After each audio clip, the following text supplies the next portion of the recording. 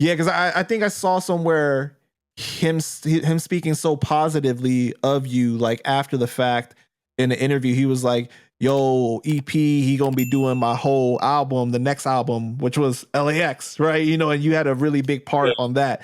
But before we get to LAX, I know in 2007 you also worked on Life After the Math DVD, which was about his life, and you got called in to basically talk about him and everything, but you ended up scoring that whole project. Absolutely. So how did that come about? It came about because I got called up there to do it, just to do an interview. And I met the producers and I'm like, hey, so who's scoring this? And they were like, we don't know yet. Well, we can't afford you. I said, you know, whatever. Like, let me score this. And it happened just like that. Wow, man. And you know, what's so crazy is I remember watching that DVD and I was thinking to myself, I'm like, man, whoever did the music on this is dope. It fits like the mood and everything. And then I didn't even realize it was you until researching for this interview. And I was like, yo, that makes sense, you know?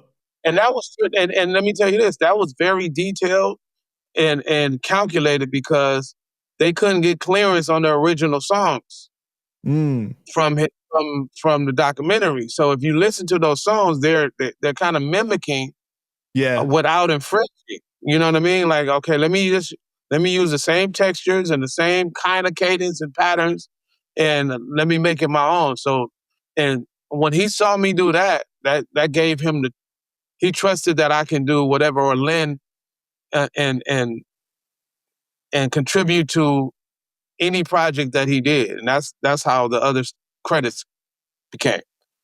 Yeah, because you know that DVD had so many emotional parts, right? Like from him talking about the way that he grew up and the dysfunction between him and his family and his, you know, especially with his dad.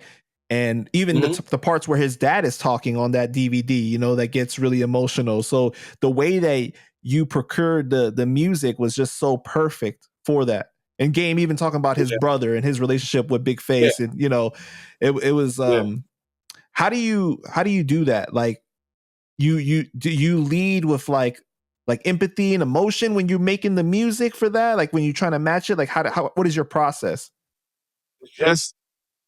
It's a gift, man. It's I'm supposed to paint the emotion. If you're happy, I'm gonna give you something in a major key and something that's light and bright in the sound.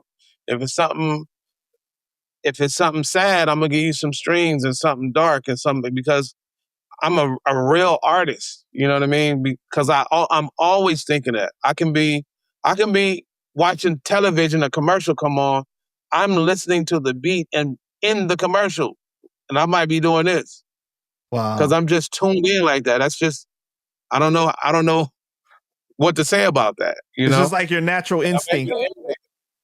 Yeah, naturally, no lie. And so after that situation with him, you learned a lot more about him, I'm sure, from watching the DVD while you're scoring it and everything. And then your guys' relationship grows even closer. Yeah. Yeah. And while you're building with him, like, what is how would you describe like the friendship? I would say it was a genuine friendship. It was